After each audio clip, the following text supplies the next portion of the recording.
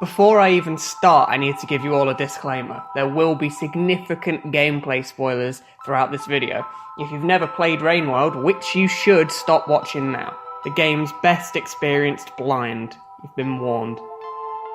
Rainworld is a painfully underrated indie platformer by Video Cult Games. For those of you who haven't heard of it, let me give you a little intro.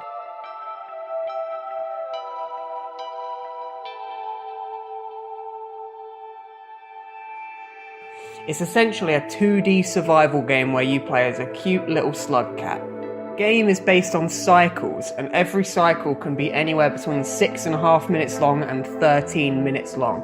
At the end of the cycle, bone-crushing rain begins to fall upon the world, forcing all of the creatures to rush to shelter. Your task is to find enough food to sate your slug cat and find shelter to hibernate in before the rain begins to fall. There are dozens of other creature types in this game that you'll encounter, and they all have the same goal as you. They want to find food just like you do, they want to find shelter just like you do, and they want to avoid the rain just like you do. Every single creature you encounter has just as much agency as you do. Rainworld's most common enemy is the lizard. There are 9 different types of lizards that all live in different habitats with different abilities and behavioural patterns. You can tell them apart by the different colours on their heads. There are other enemy types too, and the most interesting of which is the scavengers. The scavenger essentially has the same moveset as the player does. They can throw rocks, throw spears, and climb on poles. The only difference is that they hunt in packs. You can befriend scavengers by giving them pearls, or you can show them that you're not a threat by laying on the ground and dropping all of your weapons when they spot you. If you stand your ground, they'll fight you and probably win. Finally, Rainworld has 12 different regions, all separated by these huge gates called Karma Gates. Rainworld has a leveling system called Karma. There's a little symbol in the bottom left of your screen that indicates your Karma level, and every time you survive a cycle it increases, and every time you die it decreases. These Karma Gates will only let you through if you have the right level of Karma or higher. Seems fairly simple, right?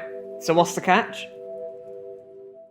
Rainworld tells you almost none of the information I just gave you. It makes you figure it out completely on your own. All Rainworld tells you is how to move, pick up objects, and what shelter looks like.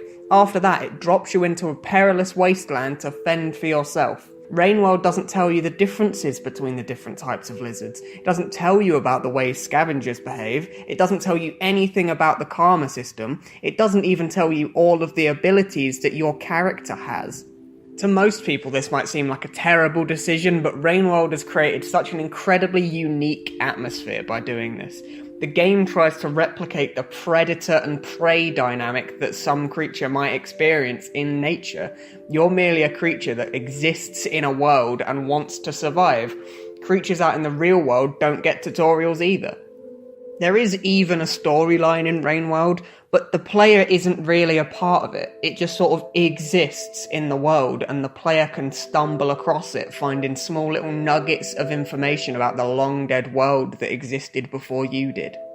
The AI of the other creatures is active even when you're not in the same zone as them, so other creatures will be having their own territorial skirmishes whether you're around to see it or not, and it's not that rare to stumble across situations that you'd rather not be a part of, only for all of the creatures to turn on you because you look delicious.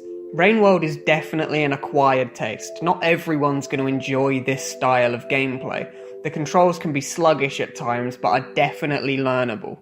The controls have a steep learning curve that allows players to feel like they've mastered the movement. The slug cat feels slow and clunky at first, but after learning the game's strange controls and hidden movement techniques, the slug cat can outmaneuver most creatures in the game. It parallels the idea of the lone slug cat learning how to hunt alone over time.